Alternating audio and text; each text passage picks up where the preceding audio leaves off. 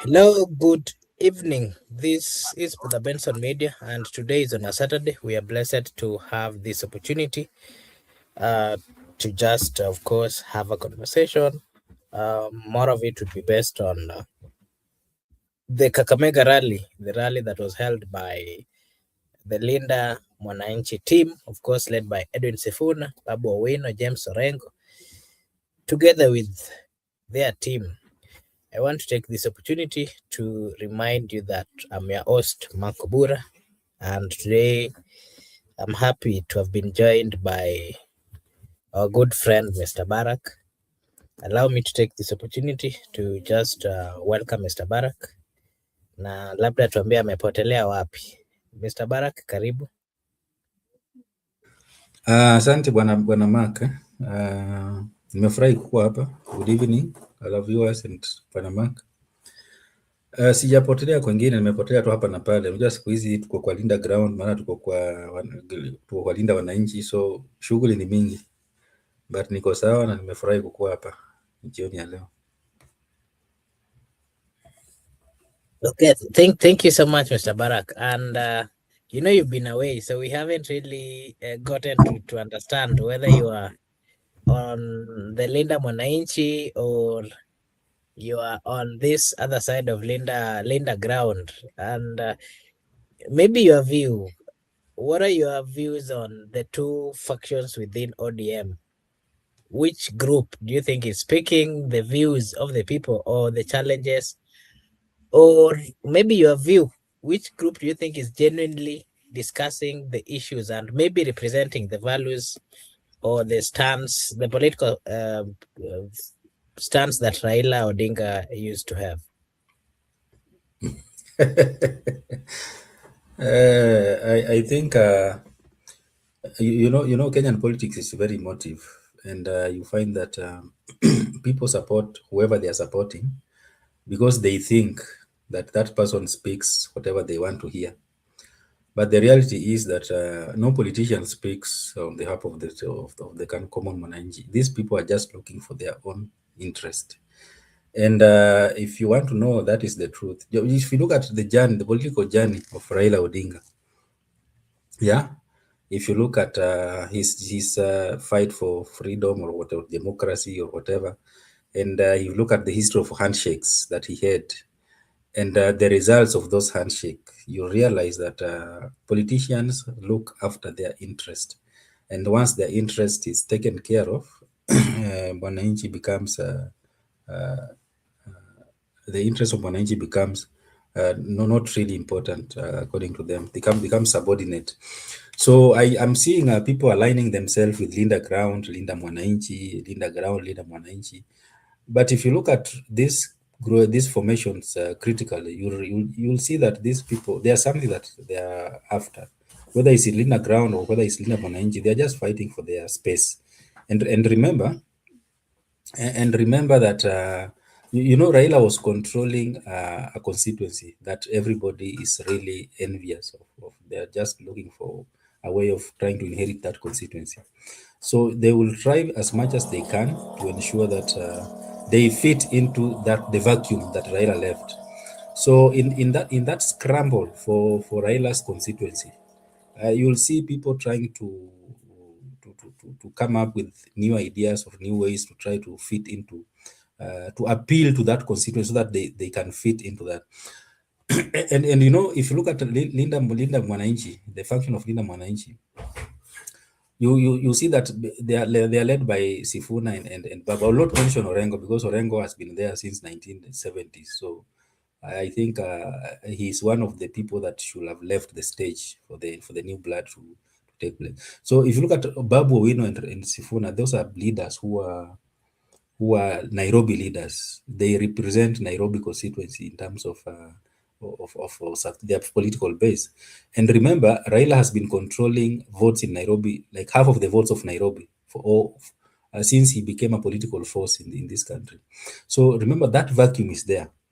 So these guys are scrambling to inherit that block. The half of Nairobi that Raila has been controlling, because the other half has been controlled by the other side, and the other side has been either During Kibaki's time, it was Kibaki. During Uhuru's time, it was Uhuru. And remember when Ruto was becoming the president in 2022, his side, because they were also aligning with the Mount Kenya votes, they controlled the other half. So this half that Raila was controlling in Nairobi, it is an open, it is, let me call it not open, but I think it's a fertile ground for political competition. So they have to ensure that they try as much as they can, because if you inherit that block and the half of Nairobi follows you, then I think politically you could have sent a strong signal to the leadership that I am here and you have to listen to me if you have to govern this city, if you have to govern this country peacefully. Because once you control half of Nairobi, then no government will rule this country without listening to you. And that is how Raila managed to survive all all the years that he has been either losing or being rigged out of elections. So this is why you see this formation. So as you do not develop an idea in your mind, the way I'm seeing people all over social media thinking that there is any politician who is fighting for yourself. My friend, nobody is fighting for you. You should fight for yourself and improve your life if you're having problems. Yeah. No politician will even sit in state house and start thinking of how to improve your life. No. These guys, they are fighting for themselves and they are looking after their own interest. Yeah. So that fertile ground in Nairobi is what is causing all this activity that we are seeing, either Linda Mwananchi, Linda Ground, or Linda whoever. Back to you, Mark. Okay, thank you. Thank you so much. Allow me to acknowledge the presence of Judith. Thank you so much, Judith. The presence of Mike. Thank you so much. And everyone who is watching. And Barak, you've spoken about Babu Owino, Edwin Sifuna, and of course, James Orengo. And, you say that before we get to the real questions of the day, I just want to hear your take. The Nairobi politics is not that tribal as these other counties. And if you've ever heard of the governor of Oma Bay, there's a day she was saying that she was speaking in Luo, that the people of Luo should not like follow Babu Owino or should not look into the exact directions that he's taking politically, because he's doing so because he comes from Nairobi, and for him to be relevant in Nairobi, he has to go that direction. And he was telling the people not to follow that direction because, according to her, she's saying that Babu is defending the votes and also trying to appeal to his voters that he is standing with them. If you look at James Orengo, who is the governor of Siaya, and you look at the political formations or the number of politicians who are ganging up or coming up to go for the governor's seat in that particular area, they've started speaking in one direction, and their own goal is getting Governor James Orengo out of that particular seat. But again, you did mention something that Orengo has been in this for quite a long time. So the question I want to ask you, if you compare Edwin Sifuna and of course Babu Owino being in Nairobi and James Orengo coming from or having a seat in Siaya, politically, is he even afraid of losing the seat that is currently holding, being that he's the only one who is fighting for this Linda Mwananchi thing, and you're not seeing this consistent with quite a number of Luo leaders. Your view? Thank you for that. And let me say hi to Judith and Goodia, Gypsy Corner. Happy New Year to you and happy to see you too. I think Nairobi, either tribal or not, the politics of Nairobi is very dynamic compared to the rural Kenya. And that is why I will not blame Babu or Sifuna for going the direction they are taking, because it is for their own political survival. Normally, world over, voters who live in the capital or in urban centers, they tend to behave differently compared to those who live in rural areas. So that is something that has been proven globally, because those who are live in urban centers or in capital, they shape the politics of the country, because they are more enlightened, more exposed, and even the challenges of high cost of living and these other challenges, they experience them more compared to those who live in rural areas, because of in urban centers you tend to purchase everything, from cooking to everything, cooking fuel, rent, transport, and everything, compared to those who live in rural areas. And so I think any politician who is wise, they will want to survive politically. So you follow a direction that you believe will benefit you as a politician and will enhance your political survival. Yeah. And that has happened. And that's why you see someone like Tim Wanyonyi, who is a member of parliament in Westland, who has been elected in Nairobi by using ODM party. And his brother, his elder brother, who has his own political party, Ford Kenya, has been elected in Bungoma using Fort Kenya. And even remember the days of when we had Norman Nyaga in Kamukunji and the brother Joe Nyaga in Gashoka. They used to be elected using different political parties, but they are brothers. So you want in politics, you look for how can you survive politically, because you cannot just follow a group of people or your tribe blindly, or even your family member, and you lose your seat. That is not being wise politically. Yeah. So that is why you'll see Babu Owino, Edwin Sifuna, going against the wishes of the party leader, or the party members who are live in rural areas, because they might not be understanding the dynamics of the politics of the city. Now, talking about James Orengo, James Orengo's, look at his political journey, and I think even him being elected a governor in 2022, it was not because he was the best candidate. It was because he was given a direct ticket by ODM, and Raila played a very significant role in helping him to win that seat. He was not elected because he was the best candidate. He was just forced on people by ODM as a party. And I think, I think in 2027, you'll most likely see that the current governor of Siaya, the current senator of Siaya, and the current movement rep of Siaya, all of them are going to be replaced, because all of them were not elected in 2022. They were given a direct nomination, and Raila campaigned for the three, and they were elected, not because they were loved, but because of the party and the party leader. So right now, because Raila is no more, I can assure you, the three of them. And I don't know if you look, if you saw what happened today in Sierra, the woman was not even allowed to address the people, because they understand that these people were just given positions, and they were not deserving. So I can guarantee you that the three of them are going home, and we're going to have new leadership in 2027.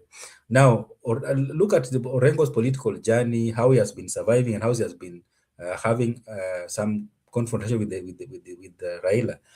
From the death of Jaramogi in 1994 to Raila forming his own party, NDP, in 1997, and Raila and Orengo and Raila going to separate ways in 2002, and Orengo vying for the presidency under SDP, and him losing even his parliamentary seat to a little known Bishop Ondiek in 2002, and him coming back to Raila and joining ODM in 2007, first of all in 2005 referendum in 2007, and now he has been surviving politically. If you look at how he has been elected, he has been elected seven subsequent time without campaigning, because of the belief or the perception that he is fighting for Raila Odinga in Nairobi to win the presidency. And he has been fighting for Raila Odinga in courts. And remember, he is a lawyer who has vast experience, and he has a lot of respect from the people. So that is what he has been surviving on. But now, because there is no Baba who is going to vie in 2027, and that's why you see he's very busy spreading rumors that Raila was killed, I don't know by whom, and he's not naming the killers. And that is the only thing that he's talking about. Because if you look at his track record in Siaya, these things are there. Look at what he has been doing in Siaya. Yeah, compare if he's a good leader, compare to what he had been doing in Siaya and what other governors are doing in their own counties, and you will see that this guy is not fit to be a governor. He's only fit to be a legislature, because in legislation that's why you can become an activist and fight the government. But once you are a governor, you have your own government to spearhead. You have your own government to lead. Yeah, so you are also being running, overseeing billions of Kenyan shillings. So you are supposed also to stand out and show the people how to do development in terms of infrastructure, education, health, because health is a devolved function. Yeah, so because he knows that he is not capable of managing and stewardship, and spearheading development in his county. That's why you see he's hiding into these young thugs who are now coming up and trying to create their space in the national politics. Yeah, but remember, he has been there. He was among the young thugs in 2000, in 1992. He was there with the likes of Raila Odinga, Keraito Murungi, Nyang' Nyong'o, Martha Karua in 2002. Yeah, so I feel even it's so shameful that he's still now coming up and joining the people like Sifuna, people who are now trying to fight for their space and in the national politics. So I think he will just maybe vie for another different seat, because he is not fit to become the governor of any county. Back to you, Mark. Okay, thank you so much, Brother Barak, for your take, and of course, allow me to acknowledge the presence of Goodyear. Thank you so much, Goodyear, for finding time to be with us. And now I just want us to get to the rally and the Amalemba grounds, Kakamega. Thousands gathered, chants of one term clashing with two term, placards in the air, police resistance, tear gas, chaos. Yet the rally went on. And the question I would ask you, Barak, is was this rally a rebirth of opposition politics or a sign of ODM's fracture? And then, based on the comments of Edwin Sifuna, is key points that he did spoke about. He spoke about, of course, the silence for them. I saw him calling for some few moments as a symbol. I mean, calling out this young guy who was killed in Kitengela, and calling him as a hero. And he was saying that that man died while they were fighting for what the people of Kenya have been fighting for. He also he's calling for the block, that the president should be blocked from actually continuing or coming for another election in 2027. And so the question I want to ask you about Edwin is Edwin Sifuna the new face of ODM, or just another factional leader in your own view, Mr. Barak? What are your take? And specifically on the latest stand that Edwin Sifuna has always taken on matters of the political party that is ODM. Remember, the other day he was removed, and then the court gave a clarification that is still the Secretary General. And maybe as you come, being that he was removed by the party, and the court did say that he's not, he's still the party deputy, the Secretary General. Do you think he'll be allowed to even access the offices to do his work as the Secretary General, Mr. Barak? Well, if someone looks at your screen, they will think that you are more ODM than that Linda Mwananchi. If you're talking about ODM, I think Linda Mwananchi is not about ODM. It's about a new formation that is coming up. Maybe they still don't have an identity, but it's not ODM. That's why you will struggle to identify even ODM colors in that rally, because they are not aligning themselves with the ODM. They will mention the SG, the deputy party leader, Ososi, and maybe a few members of parliament, but you'll see that none of them was putting on ODM colors. So that is communicating to you that we are on our way out.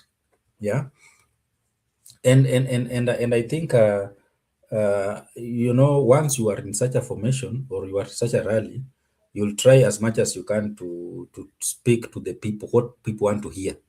Yeah, because I don't know this fight that people are talking about. Rengo today say that they want to bring change. As a country, we need to stop somewhere and now start now implementing the change that we've been talking about. Because we talk about we want change, and we elect leaders democratically. Nobody has ever overthrown the government in this country, apart from 2007 that was very complicated. But in 2013, someone was elected and sworn in broad daylight. Same with 2027, 2017, same with 2022. So if elections cannot bring revolution. Let me tell you, nowhere in the world where a revolution has been experienced through election.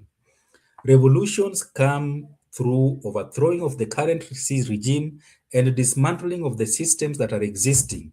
The systems that are oppressing the Wananchi, systems that are so corrupt, systems that are supporting inequality, and so on and so forth. And most importantly, systems that are perpetuating economic inequality. Because if you look at the history of revolutions globally, the revolutions are fueled by economic inequalities and economic difficulties world over. So if this country, we talk about revolution as if you can just go to the election and elect someone who. Revolutions does not use election channel. You dismantle the systems, because one way of sustaining or maintaining the status quo is through elections. Yeah, so you cannot use election, yeah, to bring revolution in any country. It has never happened. That's why if you look at the leaders who have transformed, who have emerged through a revolution and has transformed their societies, none of them came in office or through election. Yeah, you can even use an example of Thomas Sankara, who is very popular to my lips of many Africans. Look at the Ibrahim Traore in Burkina Faso. People are praising him. Was he elected by who? And right now he has even banned all political parties in his country. Yeah. So even if you look at the Mzee next door here, who has now spoiled all the things that he worked so hard to build, Museveni, he was not elected when he was becoming the president. Yeah. So that is why when we are saying about change or revolution or whatever, let us remember that if you come in office through election, we have limitations of the constitution and the laws and so on and so forth, and you have to be sworn in I don't know from what time to what time. Those are those structures are captured by those who are perpetuating the inequalities that we're trying to fight about. Yeah. So if you want to tell people that now this guy was a hero, he was fighting for, what was he fighting for? Yeah. So they're telling you what you want to hear, but they themselves, they know that that is not really the reality. Yeah. So I'm in support of what is happening, because these guys are fighting for their space, and they are trying to introduce something new in the opposition politics, which has been lacking for some time. Rigiji, because of impeachment, was limited to some point. Kalonzo is a gentleman. He does not know how to play opposition politics because he has been in government for many years. Yeah. If you look at Matiang'i was not a politician. He was just a technocrat who performed very well when he was in office. So people loved what he was doing when in office, especially in education ministry and so forth. So people are trying to look at, maybe is Mr. Fix It. Can he come and fix our systems?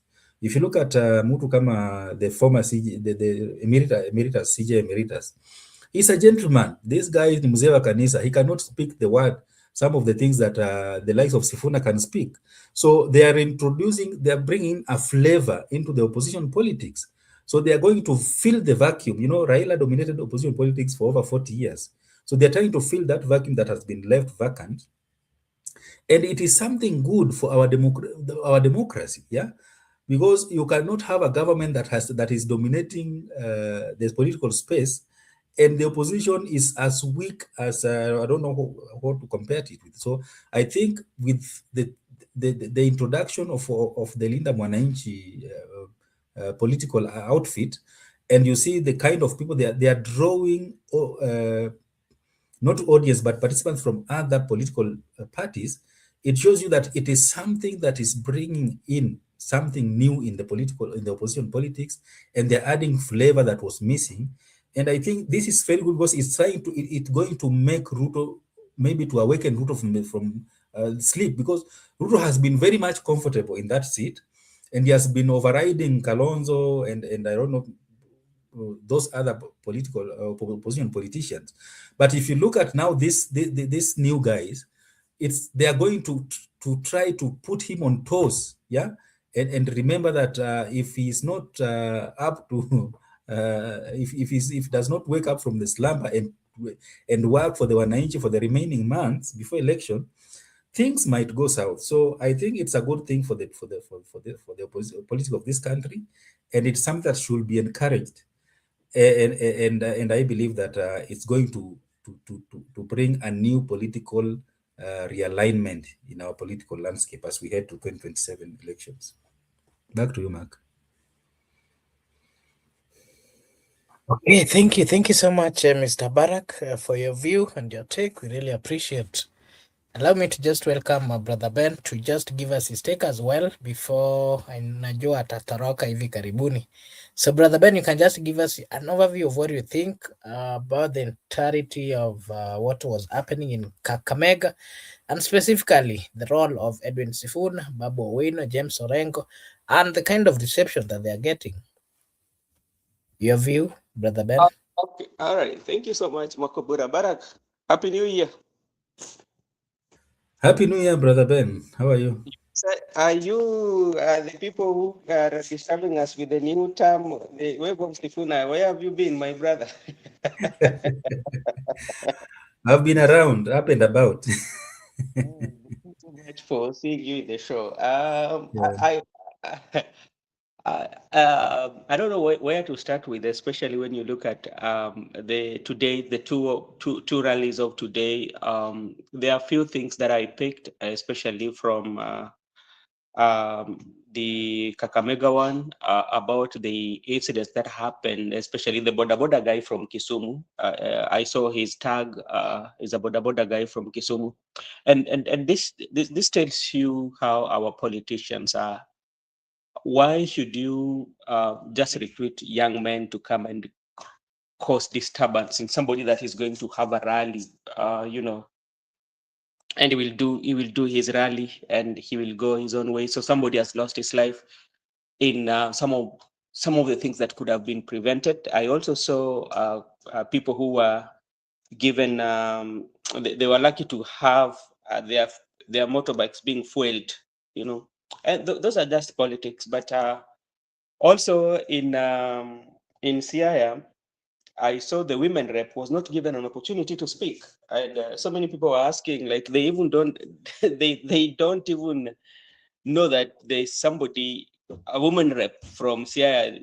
They were seeing her for the very first time, so they said she was not going to speak. So that also was there. I also saw cabinet secretary, that is Mbadi Opio and I and Joho, and this one also makes you to ask the questions whether we are law-abiding citizens, people who are guided by the law, especially when it comes to uh, service delivery, because our constitution does not at any point allow, especially the technocrats like Badi and the rest of them, to be in a public rally and castigate. That is not something that the constitution allows. But I think as a country, we've reached a point whereby we choose what favors us, provided that we have power, or we do what is right for us if we know that we can um, go away with it.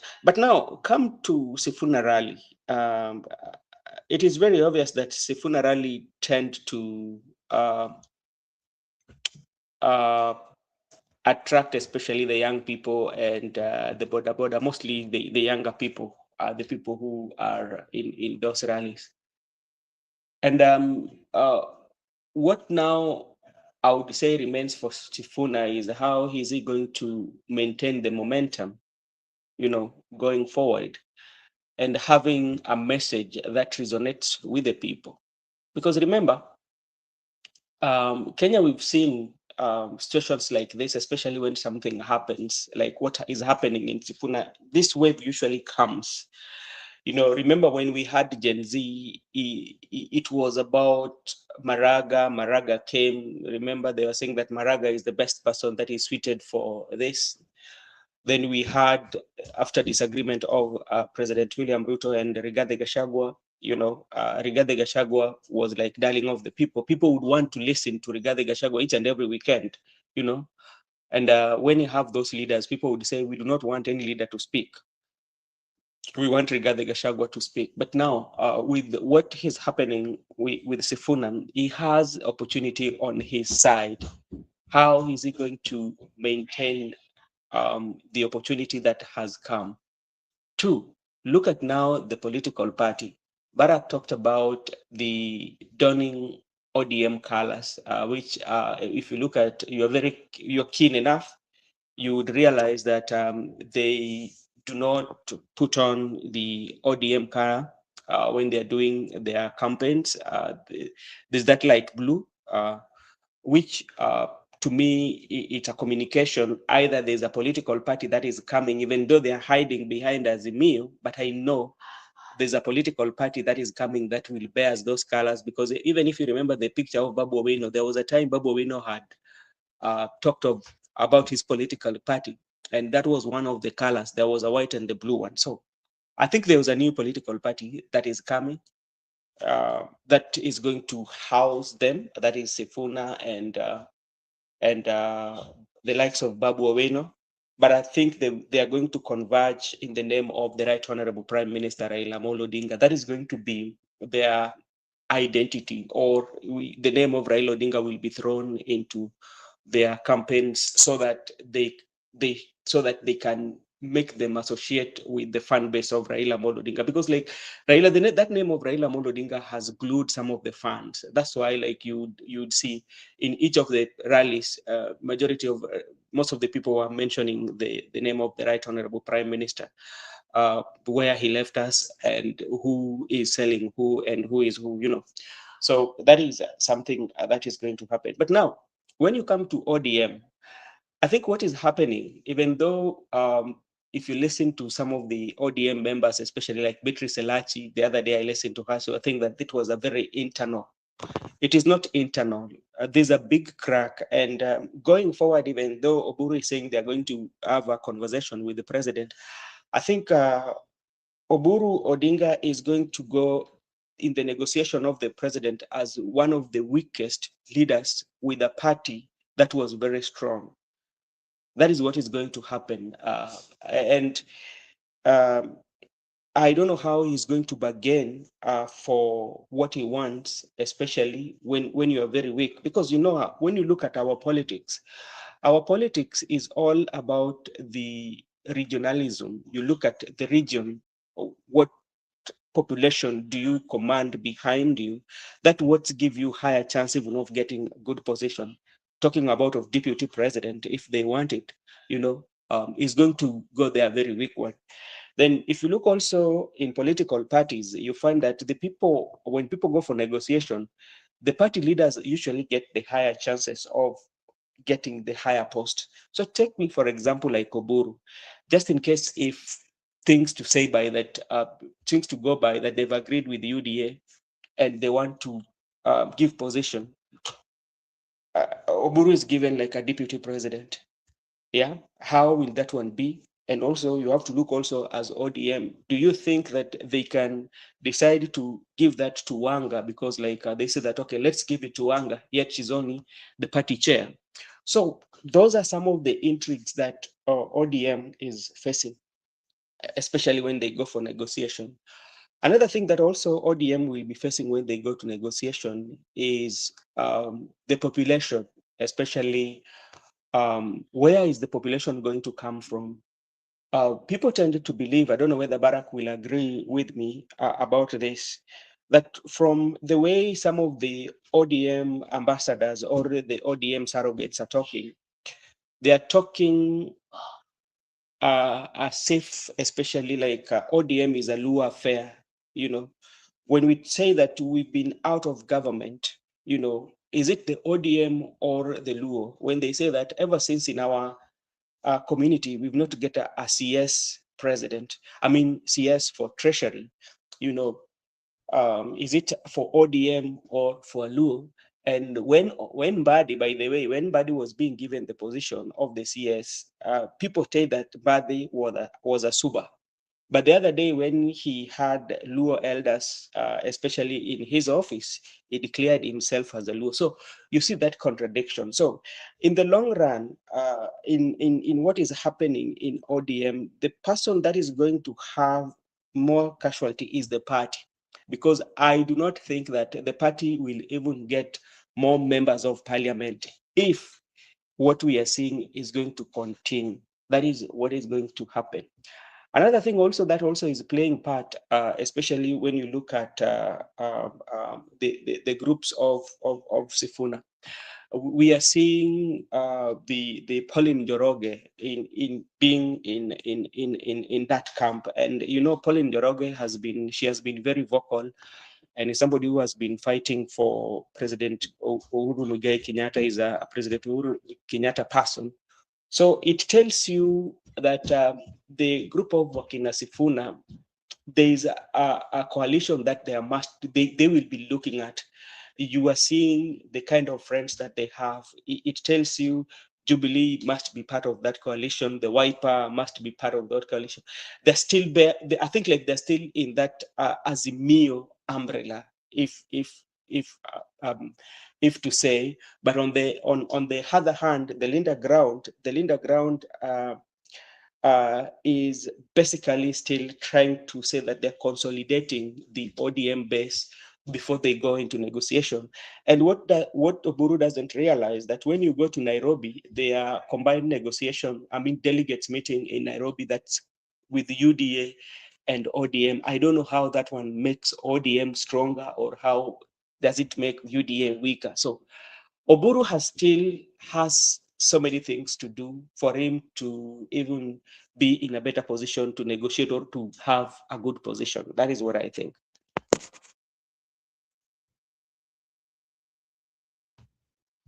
Okay, thank you so much. Maybe Barak can give his views based on what you've said first before we get to yes, Barak. Yes, Bwana Mark, and thank you, Bwana Ben, for that very insightful information.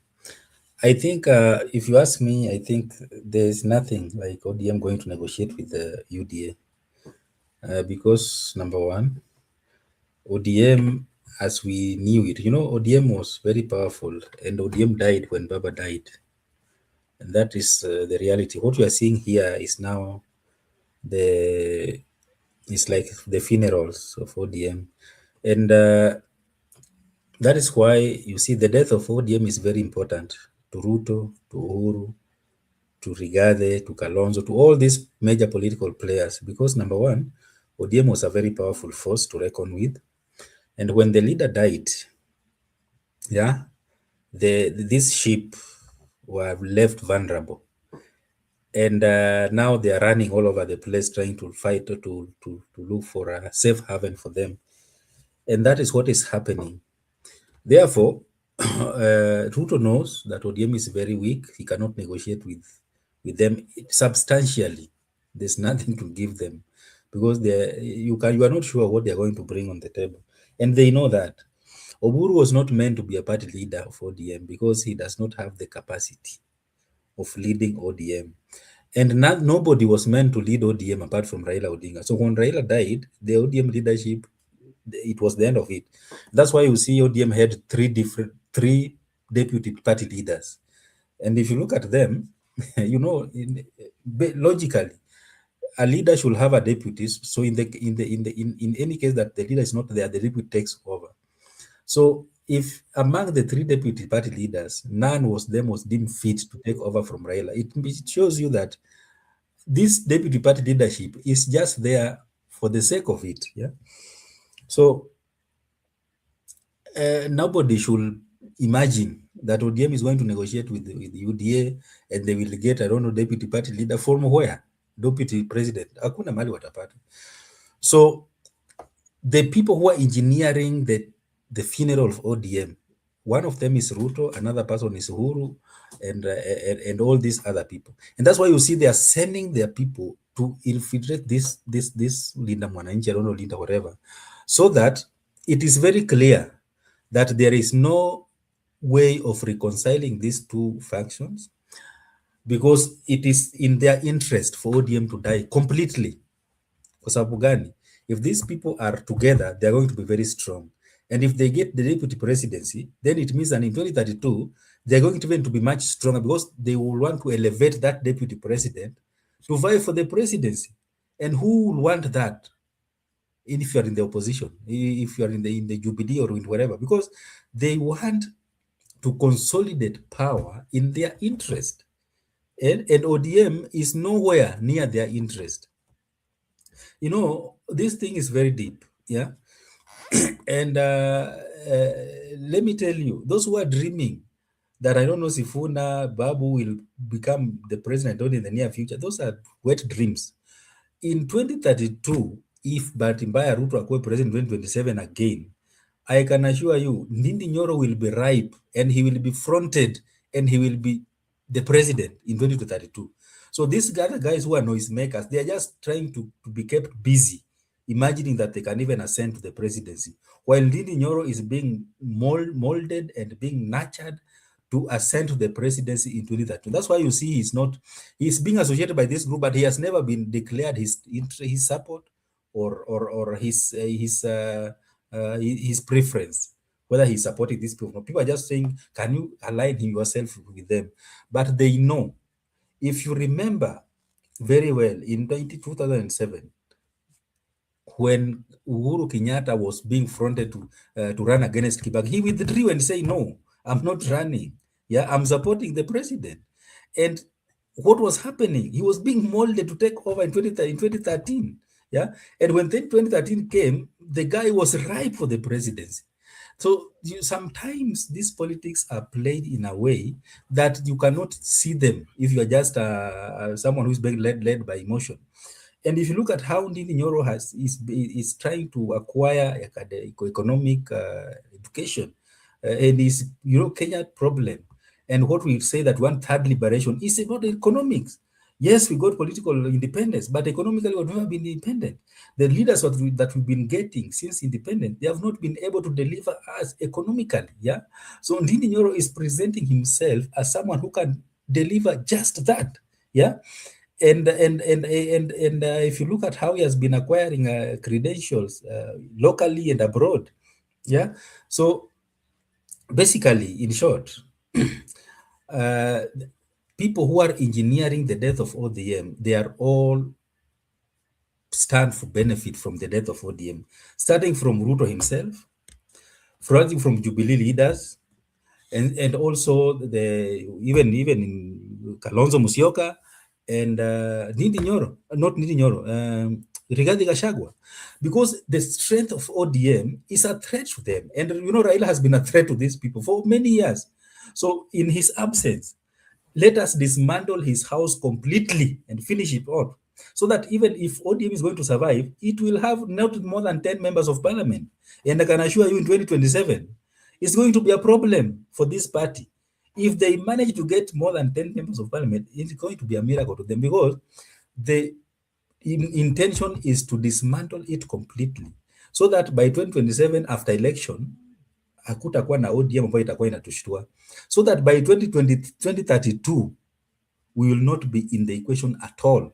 But because Uhuru is pumping money in one function, Ruto is also pumping money in the other function. So because money can corrupt people's mind and distort their thinking. So they cannot see the thing critically. Yeah. But if you look at it from not from a point of not being led by emotions and any other thing, you will see critically whose interest it is for the ODM to collapse. It's obvious. Ruto will not want to negotiate with an ODM that is very strong. Who wants that? Yeah. And also the opposition, they don't want to deal with an ODM that is very strong. If they are forming a coalition that is going to form an opposition coalition, they don't want to deal with a strong party. They've had a strong ODM before, they know. Remember CORD in 2013. The Wipers knows the strong ODM, how it can intimidate them.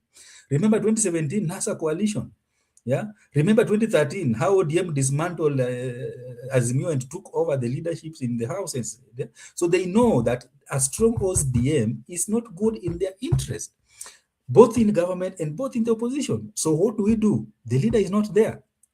Yeah, Oburu is where ukiangalia Oburu, do you see him as a party leader? Surely. So he's just there. They're saying, oh, he's there as a transitional leader. My friend, before you transition, there will be no DM to transition. Yeah. So these young guys, the SG and these other guys who are still young, and they are being, if you are young and someone puts $1 million in your account, what will you do? You will get excited and you'll do whatever they want. Yeah. So they are going to be used both sides, because I know Ruto is pumping Linda Ground, Uhuru is pumping Linda Mwananchi, and they are going to be set against each other. Yeah. And by the time we have in 2027, I can assure you, ODM itakuwa ina struggle kupata member of parliament. Na hivyo tutakuwa tunasema hai baba, tulikupenda sana, lakini unfortunately when you passed away, nyumba yako ilivamiwa na wakora, na wakora wamemaliza nyumba yako. So these people, they still think that watu bado wanapenda tu ODM vile wanapenda. I'm telling you, tulikuwa tunapenda baba, not ODM. So the support that Baba had when he was alive is not the same support that ODM has right now that Baba is no more. And that should be very clear to these people, both in Linda Mwananchi and also in Linda Marono ground. People loved Raila Odinga because of his past. The Raila just built his political capital. Yeah. And the people just loved him. The same love is not transferable to anybody or to any formation. So these people should try to nurture their own support and their own love. Yeah. Hata mukisema, oh, Raila aliuawa so that we love you, my friend. Every human being will die at some point. Yeah. Nobody will live forever. Then that's why you see they are invoking Raila's name everywhere.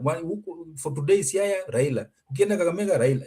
They cannot move out of that name because that is the name that they are holding on to. But in 2027, wengi wataumia. I'm telling you, woman rep wa Siaya leo aliona na macho. She has been a woman rep since 2013.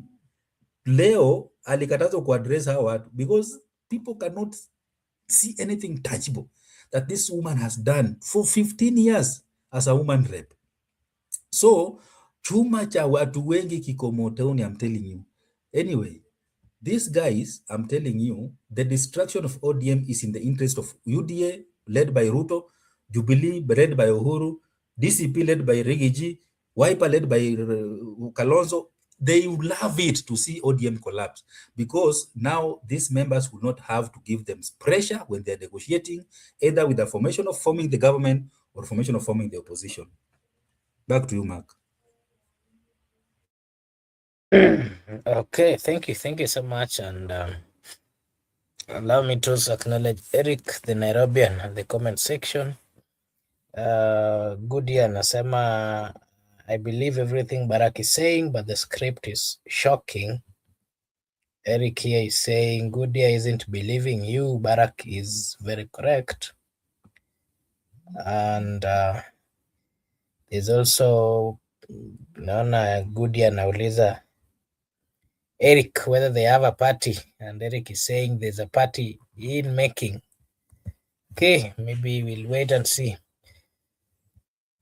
Before we finish the conversation that was there in Kakamega, we saw Babu Owino, the youthful firebrand, his defiant slogan, "Leave ODM to us and leave." That has always been his slogan. His promise that that intimidation and tear gas won't stop the movement, the intervention to protect an injured youth. So does Babu's fiery style energize ODM or risk alienating moderates? And just in your own view again, Barak, based on uh, the previous comments that were coming about the kingpin of the Luo land, Babu's name was mentioned quite a number of times. And so far, apart from now, the two, let me talk about now the young politicians who are coming out to be firebrands. That is Babu Wino, Edwin Sifuna, amongst the other young parliamentarians who are in this faction that went to Kakamega. What is your take on Babu Owino's stand and, of course, role in these particular movements, and whether he can be identified as the Luo leader or something? In your own view, you'll give us your take on that, Barak. No, I think we give, Barak, it's your turn. You'll give us your view on that. And then James Orengo, who is also, nowadays I hear him being called the statesman. His declaration of loyalty to Sifuna's leadership. He's been talking about tsunami nowadays, and he said that the rally was going to be like a tsunami. Does Orengo support stabilize Sifuna's faction or deepens the ODM split? But again, what is his role? Being that he was there in the other fights, the fight for democracy and good governance, human rights, and all those things. And that has been the politics that he has played ever since. What are your take? Your take in the role of the governor of Siaya, vis-a-vis, of course, the comments that are coming from the people, and especially his role as a governor in Siaya. People are saying that he's on the street talking about change of government and all those kind of things, but he himself cannot manage to rule the county of Siaya, and that there are so many things that are not in order. We also saw Richard Onyonka criticizing, of course, the issue of hired goons, which have always been disrupting the rallies. He emphasized on the grassroots mobilization across counties. Again, is ODM's, what is the role of Edwin Sifuna? Richard Onyonka, and being that he is from Kisii, so many times we've seen him declaring and saying that his support is for Dr. Fred Okengo Matiang'i, and that they are going to support him for his presidential bid. We've seen him working with Dr. Fred Okengo Matiang'i in almost every platform that Matiang'i used to go or to have. What again is his role in this particular movement? Not forgetting Karoli Omondi. The other day, he was in Citizen, and he actually surprised quite a number of people who didn't know that he's moneyed or is somebody who is very rich. He did say that he's been funding ODM, and based on the figures that he quoted, so many people were, surprised. But the young man, the senator of Migori, also confirmed that whatever he was saying was partly true, that he's been assisting, but not just him, quite a number of them in financing the party. Karoli Omondi is currently the Secretary General of Azimio, and ODM is exiting Azimio. Karoli Omondi, not once, but so many times, he has even said that he's not going to vie under ODM. But remember, he's also coming from the same constituency where the cabinet secretary in charge of treasury is coming from. Again, what is his role and how far can he get to in this politics? Barak? Sijui mbona umeruka Ben. Bwana Ben. You were just reverting. You were just giving, Ben had given his views, and then you came in just giving a clarification on what he had given. Oh, Yeah. Well, you've asked so many questions, but I don't know. Let me start with the last one. I don't know about Karoli Omondi. I watched his interview at JKL, and I think number one, I think the interview was scripted to meet a certain objective. Because once you look at the people, if you invite two people and you see that there is a symmetry between the two, they are not one seems superior to the other, then the media is not just does not just operate in a vacuum. They operate to meet a certain objective, and most of the time they are used by political elite to communicate a certain message to the public. So you should know that. And I think if you look at how that interview was conducted, it was exactly meeting a certain objective. So Karoli Omondi was given a position in Azimio, and he was really he was, I think he's the secretary. He took over from Junet Mohammed. And if you look at how he's talking about Azimio, I'm sure you and I forgot about Azimio a long time ago, but they're trying to revive it. So I think I'll not say much about that, because when you are trying to flog a dead horse so that you can maybe race with it, I think you are not being realistic, especially in Kenyan politics. That is why you've seen someone like Uhuru Kenyatta, baba yake alikuwa KANU, akakufa akiwa president, Moi akatake over, and baadaye Moi akarudishia Uhuru chairmanship ya KANU when Moi was going home.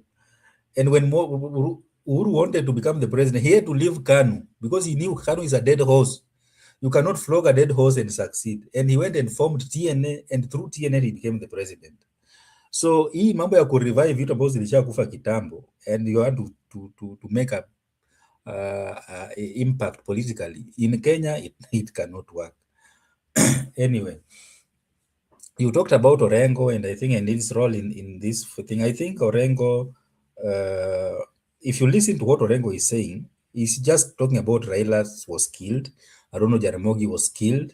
I don't know if Jaramogi and Raila were supposed to live forever, because I think he's not sensitive to the families of Raila. Raila Odinga had a family, bibi yake ndio hiyo.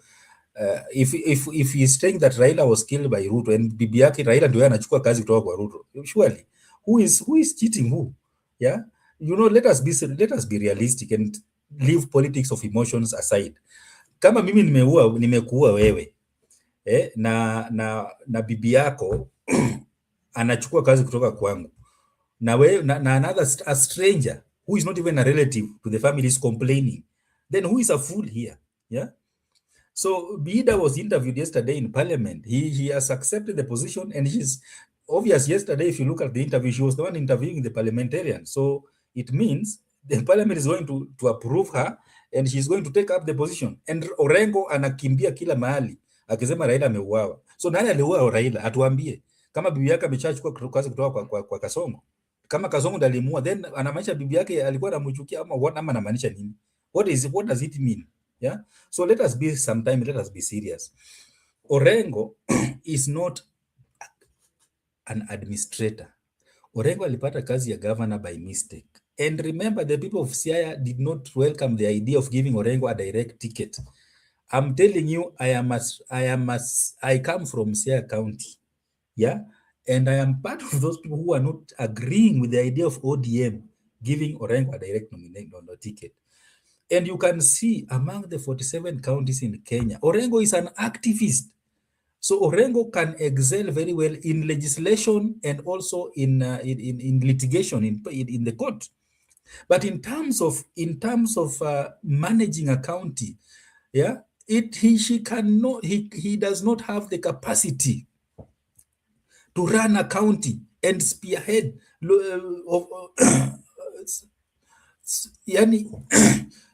run over a county and spearhead development within a county and oversee expenditure of billions of shillings within his county. And that's why you see he had a problem with his deputy and so on and so forth. But right now, look at this formation. Who you want to tell me that we all the governors we have 47, all of them are against are for the government? No, we have governors who are not supporting this government, but they're not behaving the way Orengo is behaving. You know, as a governor, you have a government that you are leading. You are also a president of a county.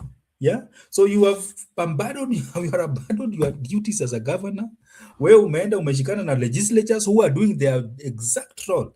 Because the legislatures, because National Assembly and Senate, that's a parliament. And parliamentarians, they oversight the government. National Assembly oversight the national government, Senate oversight county governments. Yeah, and they doubled up also with the national government. So the likes of Orengo, the likes of Babu, Sifuna, Ososi, they are just doing what they have been elected to do. But Orengo, what is Orengo doing? He has been elected to lead the county government of Siaya. Yeah, he is not oversighting any other government. He, in fact, county government of Siaya should oversight him. But what is he doing? Yeah, ameingilia kazi ya wengine who are supposed to oversight the national government. Yeah, so it shows you that this guy was not fit to become a governor in the first place. He was not fit to become a governor, and that's why he does not distinguish the difference between an activist, a litigator, and a governor. Yeah, so I think it will do him more good in 2027 if the voters in Sia can tell him, "We love you, but activism love you more. So please focus on activism, focus on oversighting the national government. But in Siaya, we need a governor who will implement development projects, who will ensure that we have good quality healthcare services, who will ensure that infrastructure is improved, who will ensure that our agriculture is working, who will ensure that we have ECDs and so on and so forth." Yeah.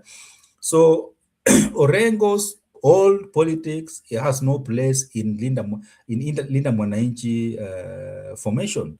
We have vibrant young leaders like Sifuna, Babu, mtu kutoka Saboti anaitwa nani, Hamisi Kibageni, and so forth. So that age group, that crop, they are fit and they are capable of leading a vibrant opposition that can put the government on toes to ensure that it delivers and it's held to account because all these are parliamentarians. Now, I don't know, you asked about Sifuna. I can't remember the question about Sifuna. But what I know is that these guys are fighting for their space. And depending with the sustainability of their movement, they don't have political capital at the moment, because capital is built with the time. Yeah, you don't just build it on a day or on a month or in a year. You build political capital with the time, and that's why you saw Raila was a force to reckon with, because Raila built his political capital with the time. Now, if you want to know that you have a political capital, can you form your own political party and see how many people are going to follow you in your political party? Remember, let me give you an example of this Raila guy that these guys are just holding on to. Raila Odinga, when he did not find space in Ford Kenya after the death of his father in 1994, in 1996, after wrestling with Wamalwa Kijana to take control of Ford Kenya, and wrestling with, remember Orengo then sided with Wamalwa Kijana, Raila Odinga resigned as a member of parliament for Lang'ata under Ford Kenya, and he formed National Development Party, NDP, and he vied again, and he won, and he came back to parliament. In 1997, a good number of members of parliament followed him from the Luo community, and one from Kilimuru, but Orengo and Joe Donde did not follow him. They were elected in Fort Kenya. Now, remember, when we were approaching 2002 election, and there was some movement called Rainbow, and Raila alikuwa anawaambia, mkicheza hii Rainbow itakuwa chama, mkicheza Rainbow itakuwa chama. And he formed Liberal Democratic Party, LDP, and the members of Rainbow joined that party, and he automatically became the leader of LDP. So when they moved out and they formed Rainbow National Rainbow Coalition with the NAK, National Alliance Coalition, National Alliance of Kenya, the one of DP, SDP, and Ford Kenya, he was a leader of LDP. And remember when they formed this thing, and after winning 2002, and they were having some problems, and 2005 referendum provided an opportunity, and they were formed that Orange movement. And in Kisumu, when Balala declared that the Orange itakuwa chama, and Raila automatically, he led the movement, and he automatically became the leader of Orange Democratic Movement. And looking back, how many people followed him? In 2007, the numbers are there. In the whole country, out of 210 members of parliament, Orange Democratic Movement got 99 members of parliament. Now, so after that, you could see, even when 2013, when they were negotiating in a coalition with Wiper and Ford Kenya, being the four-chord coalition, automatically Kalonzo and Wetangula were coming, knowing that Raila is the leader of this movement. So we are just there to play second fiddle and below. So as once you portray yourself as a leader and see how many people are going to follow, because that's how you build political capital. Look at 2017 NASA coalition, Azimio coalition. So right now, these guys, no one is willing to step up and take the leadership. And as long as that is still there, then it becomes a problem. Because any movement, we must have a leader. And if you want to know that you are popular, take the lead and see how many people are going to follow you. And once you do that, then you earn the right to call yourself or to declare yourself as the de facto leader. But mahali kuna watu wengi, people who assume that they are all equal. My friend, there is nowhere where all people are equal. One person must take leadership and see how many people are going to follow them. So until that happens, then as political analysts, we'll still hold our horse and say, let us wait and see. Because for now, we don't know who is leading this movement. And we don't know, once the leader is declared, how many people are going to follow this person. Because how many people are going to believe in his capacity to lead. Because that is what determines sustainability of a movement and the success of a movement. So for example, if this Linda Mwananchi, if Sifuna say, okay, if it ODM, by the court will just determine whether he was legitimately removed from office or not. Once they determine that, then that's it. So if Sifuna comes from ODM today and say, I have formed my party B, and now we are waiting to see how many people are going to join him and be members of that party and vie in that party and possibly win or retain their seats in that party. That is how you become a leader. If Babu Owino believes that he's now the so-called Luo kingpin, can he become from ODM? Because ODM has no place for him. He's saying that the party should be handed over to me. Who hands over a party to another person? It has never happened. It is you to form your own. They come from this one because you don't have a space here. Form your own and see how many people are going to follow you in that formation. That's why now you can declare yourself, or you can even assume that you are now a kingpin. When Raila was denied, Raila wrestled for Kenya and was thrown, he was denied opportunity to lead for Kenya. Hakushinda kidimanda to hand over the party to me, it was my father's party. No, he decamped and formed his own, and people followed him there. So you cannot tell people that you hand over the party to me. Who are you to people to hand over the party to you? This party was built by Raila and Raila is dead. Sa kila mtu apiganie nafasi yake. Ukipata sawa, ukikosa sawa.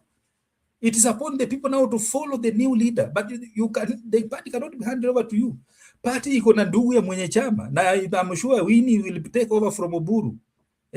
Remember Moi Moi and Kanu, vile Moi alihand over party kwa Uhuru, Uhuru akatoroka akawachana na Kaya akaform TNA, wakapatia Gideon ndio amekuwa stranded nayo, hata ajua afanyie nini. He is not even a member of parliament, he is nobody, and he's just a chairman who is just a chairman. That is how popularity fades with time. Yeah. So I will, maybe if I can get at what to talk, those who talk to these people, tell them, huwezi kuwa a leader if you are holding on to another person's party.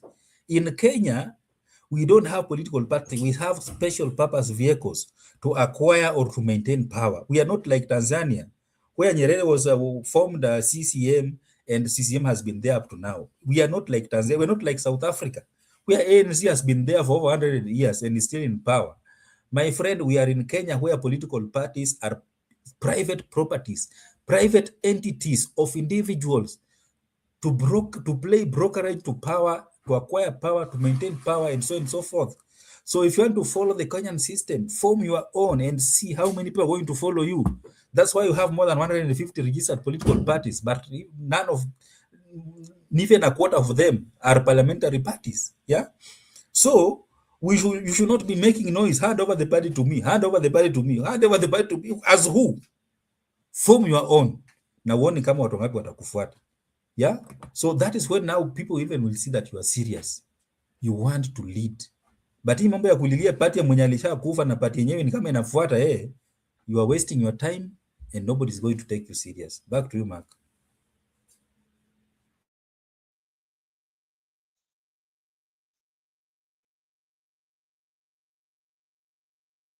Mark ameenda. Mark umelala? Ben, maybe you can react to Okay, let me react. I think Mark as maybe amelala. You know, to start with the Babu Owino of handing over the political party. I think Babu Owino is just using that to whip the emotions of the people, because he knows deep inside him how our political parties are usually the big business. And that's why you're seeing all this what is taking place. You know, we are only just seeing people still fighting for the orange population base. Like, people want to inherit that Baba's base. You know, we've not gone financial. You know, that one will come financially. It will come. And that's why the I think, like, the family of Oburu Odinga and the Raila family will have to navigate it very, very, in a very, would I say, in a very intelligent way, so that we don't see those cracks, especially people are fighting for ODM. And you've spoken about the history of the major political parties that have overstayed the time since their formation. You've talked of CCM, you've talked of ANC. You know, something that what makes it quite much different with us is that, like, when you look at our political parties and how they are formed, our political parties are usually formed out of maybe something has happened and another person is forming this political party because of the revenge. For instance, look at how the UDA party was formed. Do you think the UDA party was formed because Ruto had an ideology and a vision for this country? No, the UDA party was formed just because what he wanted in the Jubilee was not offered and the way he was treated. So he was forming his political party. Second, it was coming to revenge. And even if you look at a majority of those political parties, you've given us the history, even how Raila moved from all these political parties until he built ODM. You know, you see that he was building the foundation of that party. The people did not believe in ODM. Nobody believed in ODM, including even right now, people like Wanga, Junet, and that's why you see all this have happened. They don't even believe in that party. You know, that's why you talked of them mentioning the name of Raila Amolo Odinga. if our political parties could have been political parties that are independent, what is happening in ODM could have not happened in the first place on how Oburu Odinga was installed. Why were they installing Oburu Odinga in the first place? Why were they installing Oburu Odinga? Maybe because Oburu was his brother. They just wanted to maintain the face of Odinga because he was his brother.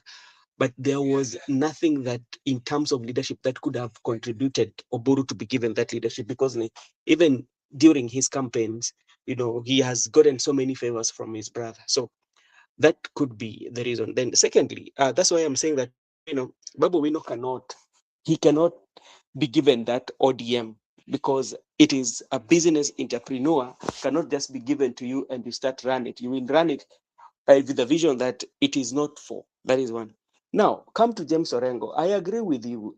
James Orengo, for some good reason, um, in terms of governorship, in terms of leadership, especially when it comes to the CEO of CIM, James Orengo has not done good job, especially even if you compare with other governors and even how he does his job. I feel that James Orengo, what James Orengo can do best, especially is legislation, or especially when it comes to the interpretation of law, things to do with the law, he can do well.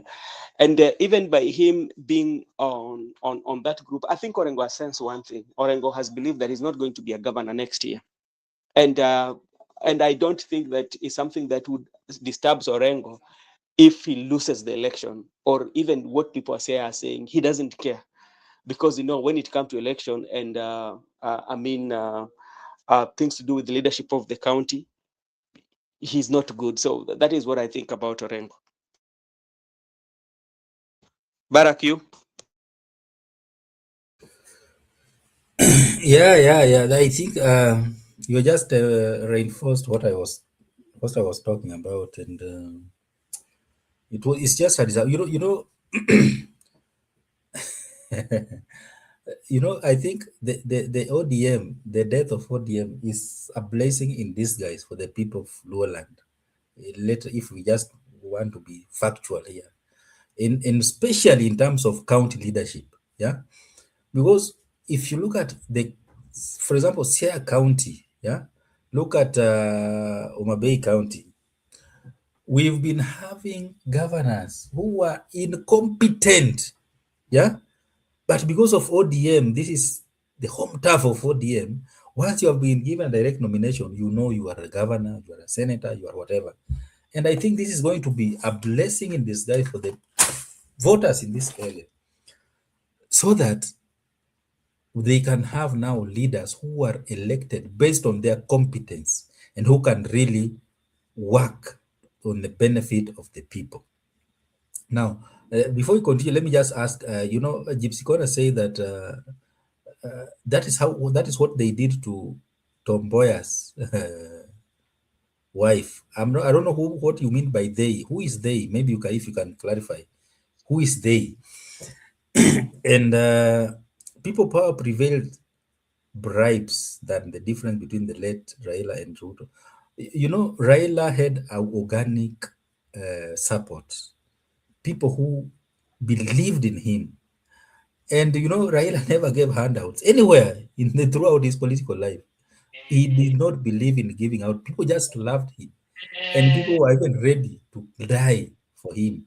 And if you remember what happened in Uhuru Park on 30th of January 2018, my friend, that is how you know that you are a leader leading the people. Yeah?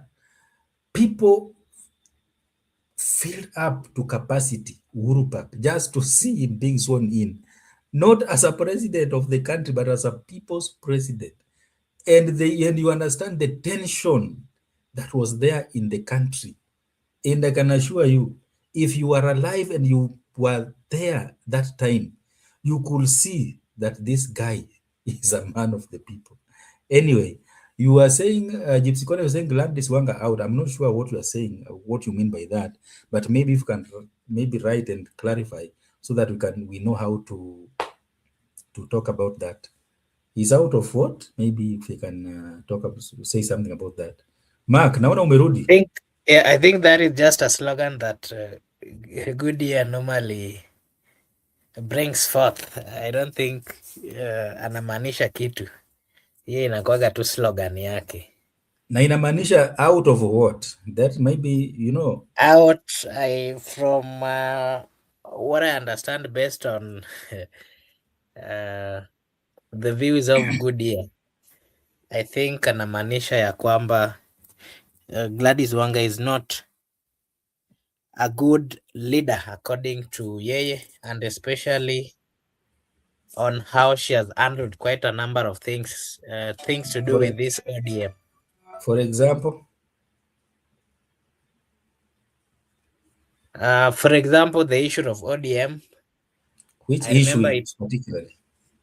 that is what I'm trying to clarify, but I wish Goody would be here to give that clarification. Let me Brother mention Benson, I something. think you know partly. Maybe Brother Benson can say it. Okay, but wacha Ben aseme kwanza. Then Let Goodyear explain why. Let Goodyear explain. But unajua, okay. Ben, go first then. no, just go ahead. I wanted to say, so sorry. I wanted to say something about Gladys Wanga. You know, if you look at ODM during Raila's time and even now during Oburu's time, if people are saying that ODM should give room for young people to lead, and if you look at ODM has given room for young people to lead. If you look at Sifuna, Gladys Wanga, Simba Arati, Abdul Somad, Sharif Nasir, those are age mates. Yeah. So I don't know, apart from the party leader, you don't have to be the party leader. Party leader ni mwenye chama, ni mwenye kampuni. Yeah. And if you look at the other leaders, national party chairman, the national chairperson, the secretary general, deputy leader, all these people are young. So ni kiti gani ingine mnafikiria mungepata ati mtafanya kitu tofauti? Because the party leader is the de facto, is the owner of the company. We said party leaders in Kenya, parties in Kenya are companies. They are business entities. Yeah. So you've been given all these other avenues to play your politics. So I don't know what Gladys Wanga did that you are saying she should be out. I'm not sure. But in terms of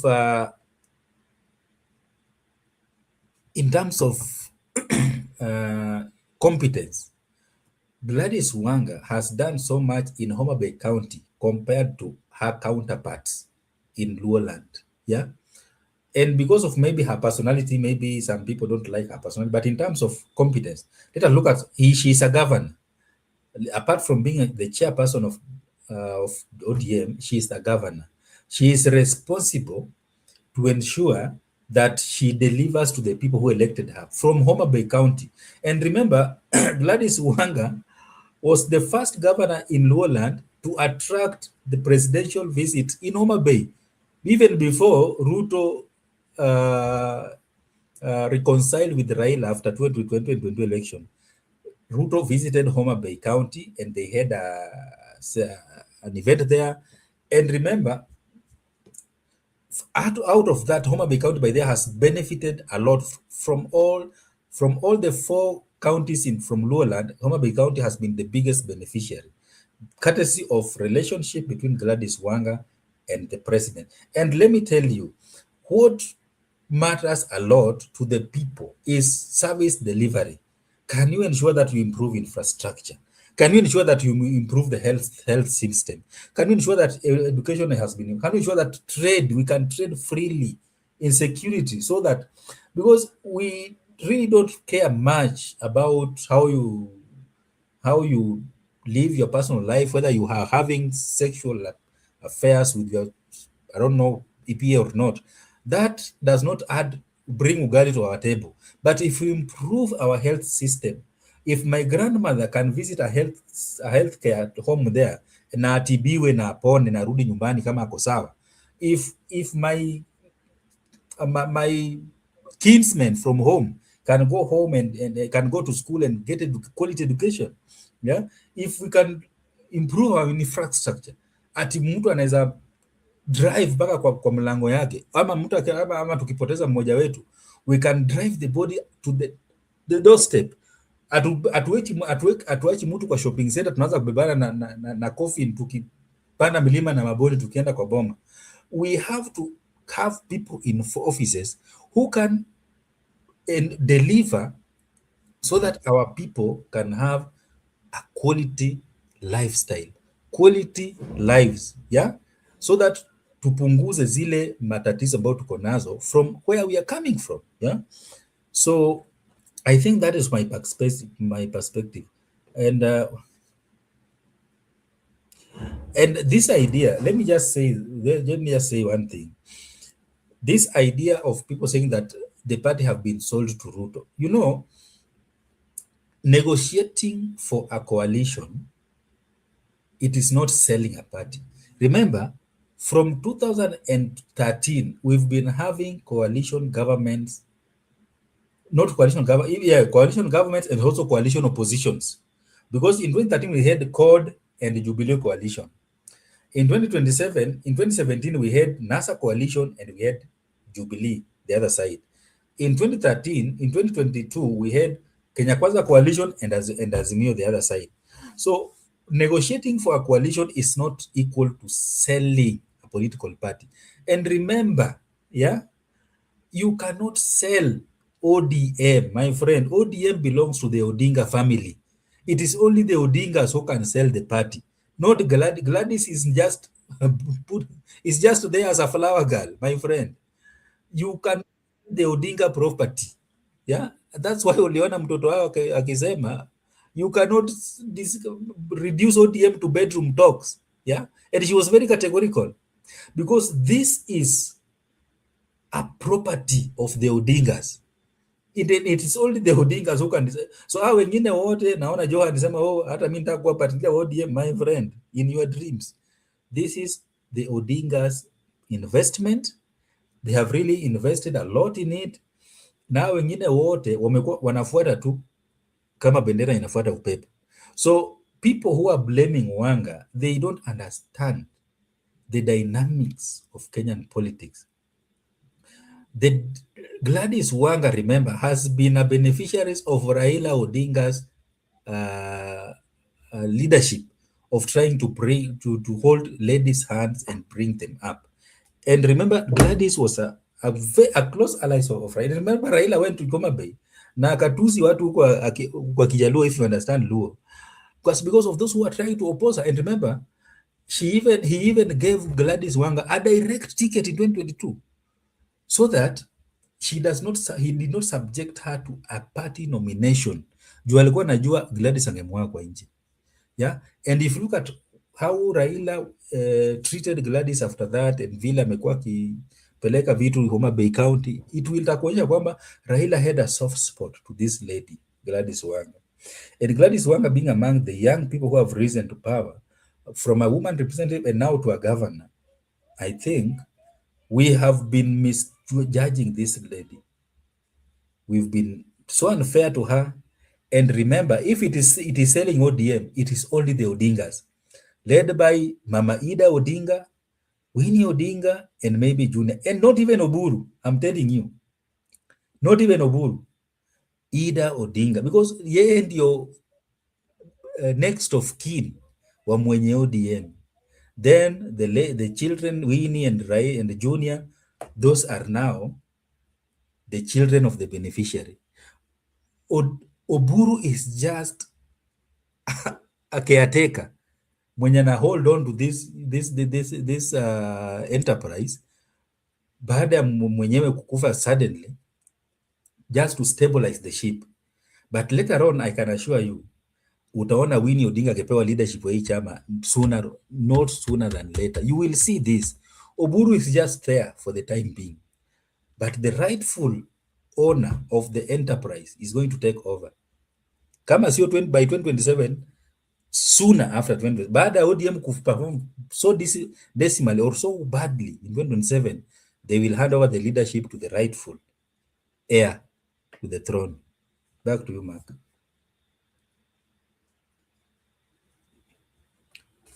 Marco Bura. Yes, so Goody is saying Gladys Wanga is power hungry, and Goody is also saying that Barack. That's what I mean, nepotism. Nepotism, absolutely. Tuko pamoja. Gypsy Corner. Okay.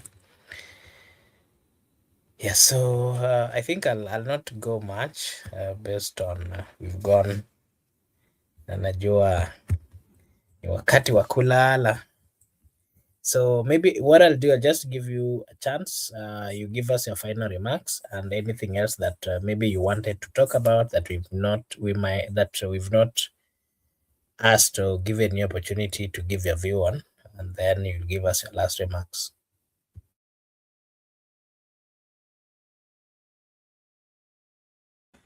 Well, maybe what I can say is that what is happening in the country, I think, is very good for our democracy.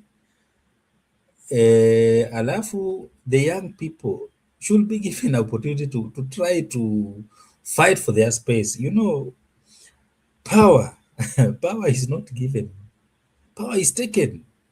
And in our context, kupata power sio rahisi. Yeah, remember how Ruto fought. He fought tooth and nail to get power. So I think that we should celebrate those who are trying to come up, to emerge among the millennials and maybe Gen Z, God willing, if they are going to emerge soon, and support them. Yeah, let us not fight those who are emerging because they are maybe our age mates, and maybe we are not lucky enough to reach where their level. Let us support them. Let them just uh, thrive and see how far they can go. Yeah, kijana yote asikuja akafinywa na kijana mwenzake. Wacha vijana wang'ang'ane tu. Mwenye atafanikiwa kupata sawa, mwenye atakosa kufanikiwa sawa, pia kesho ni siku. Yeah, so I think that personally I support the movement of the young people, because I know that maybe new ideas, maybe injecting fresh blood in the system might somehow bring something new. Even though I know that in the history of this country, the oldest president that we elected at 72, that is Mwai Kibaki, is the one who tried to do something different, and we've been praising him for that up to now. But wengine tumechagua wakiwa young like Uhuru, Kibaki, not Kibaki, Uhuru and Uruto. They've been a huge disappointment to this country. But we don't lose hope. We believe that maybe someone younger will come up and maybe inject new blood in the system. So my plea to my fellow countrymen is that let us support those who are young. But mtu kama Orengo asikudanganye. Orengo has been there. I may spend all his life. He has been a minister of lands. He has never brought anything tangible in. And you know, land is a huge thing in this country. Yeah, land tenure system, theft of land. Yeah, problem of title deeds. He did not solve even 1/10 of the problems in the land sector. So I think he got his opportunity, but he did not utilize it well. So if we can support those who have never got an opportunity to do anything, and maybe just hope that if they get an opportunity, they can do something to transform this country. Because if this country is good for me, it should be also good for you. Yeah.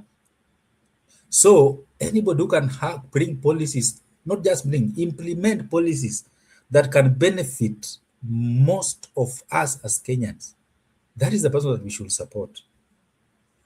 Yeah. So that is my opinion. And to Gypsy Corner, thank you so much. And you are my friend when it comes to football. And I think I know in Naomba ni these days. mengi. Hey, Uliona vile ile kitu tulifanyia Arsenal, hiyo haijaitoka kwa akili hadi leo.